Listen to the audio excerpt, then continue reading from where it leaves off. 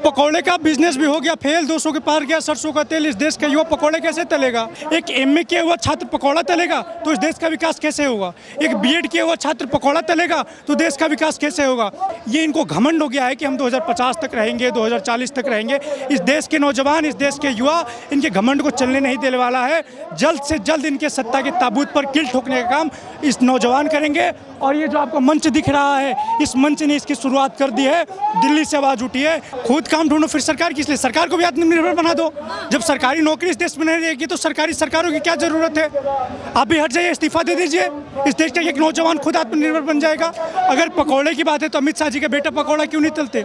राजनाथ सिंह जी के बेटे पकौड़ा क्यों नहीं तलते? वसुंधरा राजे के बेटा पकौड़ा क्यों नहीं तलते? अगर दलित सड़क पर आए तो देश विरोधी है, नौजवान सड़क पर आए तो देश विरोधी है। बहुत बड़े देश के ठेकेदार यही है क्या? ये लोग हमें राष्ट्रवाद सिखाएंगे? ये नकली राष्ट्रवादी लोग ये सिर्फ बरगलाने का काम करें। देखिए मैडम, सबसे पहली सवाल कि जब 2014 में इस देश में सत्ता में आदरणीय प्रधानमंत्री जी की सरकार आई, जिनका नारा था कि हम 2 करोड़ रोजगार देंगे, आज वो कह रहे हैं कि रोजगार मांगने पर लाठी डंडे मार देंगे। जिस तरह से कहा था कि पकौड़े तलिए, तो पकौड़े का बिजनेस भी हो गया फेल, 200 के पार गया सरसों का तेल। इस देश का युवा पकौड़े कैसे तलेगा?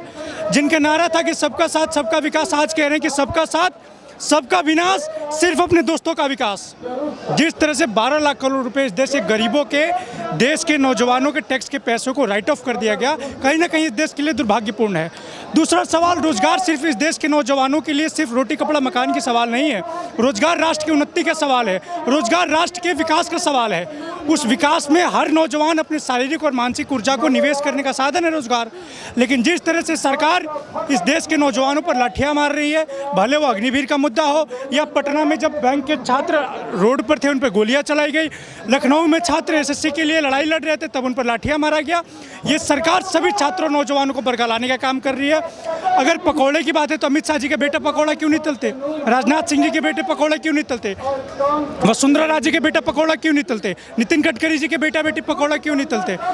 स्मृति ईरानी जी की बेटी पकौड़ा क्यों नहीं तलती? सिर्फ इस देश के गरीबों के बच्चों को जिस प्रकार से ये लोग अपमानित करने का काम कर रहे हैं, कहकर के पकौड़ा तलिए। एक एमए किया हुआ छात्र पकौड़ा तलेगा तो इस देश का विकास कैसे होगा? एक बीएड किया हुआ छात्र पकौड़ा तलेगा तो देश का विकास कैसे होगा? एक एमबीए किया हुआ छात्र अगर पकौड़ा तलेगा तो देश का विकास कैसे होगा? ये सिर्फ इस देश के नौजवानों को बरगलाने का काम कर रहे हैं। आत्मनिर्भर बना रही है ना सरकार, अच्छी तो बात है, आत्मनिर्भर बनो, खुद काम ढूंढो, खुद काम करो। खुद काम ढूंढो फिर सरकार किस लिए? सरकार को भी आत्मनिर्भर बना दो। जब सरकारी नौकरी इस देश में नहीं रहेगी तो सरकारी सरकारों की क्या जरूरत है? आप भी हट जाइए, इस्तीफा दे दीजिए। इस देश का एक नौजवान खुद आत्मनिर्भर बन जाएगा। इस देश को, नौजवानों को बरगलाने का काम कर रहे हैं, सिर्फ बेवकूफ़ बनाने का काम कर रहे हैं। इनके पास ना तो कोई नीति है ना इनकी नीयत है। भाजपा के एक बड़े मंत्री ने संसद में कहा कि 22 करोड़ नौजवानों ने आवेदन किया तो हमने 7.5 लाख नौजवानों को रोजगार दिया था। इनका नारा था 2014 में कि 2 करोड़ रोजगार देंगे।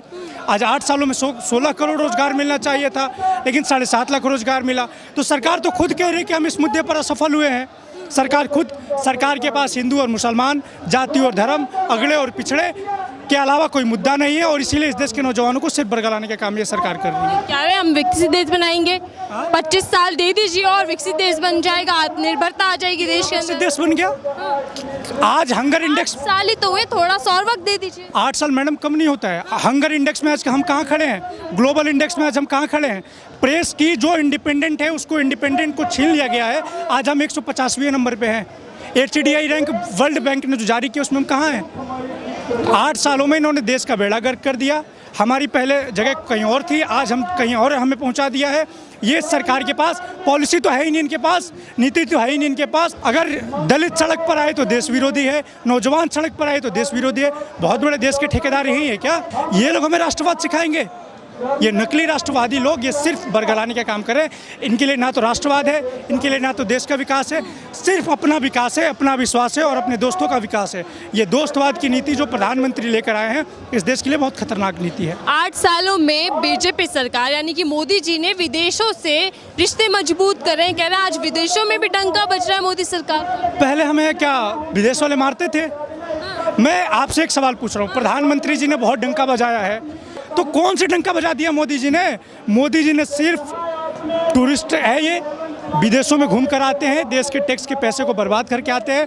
कोई पॉलिसी नहीं है इनके पास, कोई मजबूत स्थिति नहीं है इनके पास, ये सिर्फ बरगलाने का काम कर रहे हैं।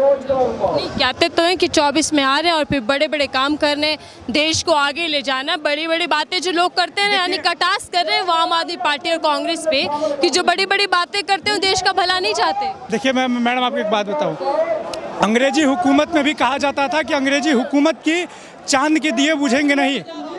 इंदिरा गांधी के सत्ता को भी अपने आप पर बहुत घमंड था, रावण को भी बहुत घमंड था, कंस को भी बहुत घमंड था। जब इतने बड़े बड़े महानुभवियों का घमंड इस देश में नहीं टिका तो मोदी जी का घमंड कहाँ से टिकेगा। समस्या ये कि लोकतंत्र को ख़त्म करना चाहते हैं, इस देश में राजतंत्र स्थापित करना चाहते हैं और इसीलिए ये इनको घमंड हो गया है कि हम 2050 तक रहेंगे, 2040 तक रहेंगे। इस देश के नौजवान, इस देश के युवा इनके घमंड को चलने नहीं देने वाला है। जल्द से जल्द इनके सत्ता के ताबूत पर किल ठोकने का काम इस नौजवान करेंगे। और ये जो आपको मंच दिख रहा है, इस मंच ने इसकी शुरुआत कर दी है। दिल्ली से आवाज़ उठी है तो हिंदुस्तान के कोने, दिल्ली से दमन तक, लखनऊ से लातेहार तक, पटना से सतना तक, अटक से कटक और कश्मीर से कन्याकुमारी तक, गांव-गांव, गली-गली और मोहल्ले-मोहल्ले में इस सरकार के खिलाफ रोजगार नीति को लेकर के हम जाएंगे और इस सरकार की असलियत बताएंगे कि रोजगार के प्रति इनकी क्या हालत लग रहा है कि 2024 का चुनाव मोदी बनाम केजरीवाल होगा क्या? देखिए, लोकतंत्र में जनता मालिक होती है, जनता का जनादेश महत्वपूर्ण होता है, जनता तय करेगी। लेकिन कहीं ना कहीं प्रधानमंत्री जी जिस प्रकार से बौखलाए हुए हैं वो स्पष्ट कर रहा है कि केजरीवाल जी ही उनके लिए मेन प्रिंसिपल ओपोजिशन है।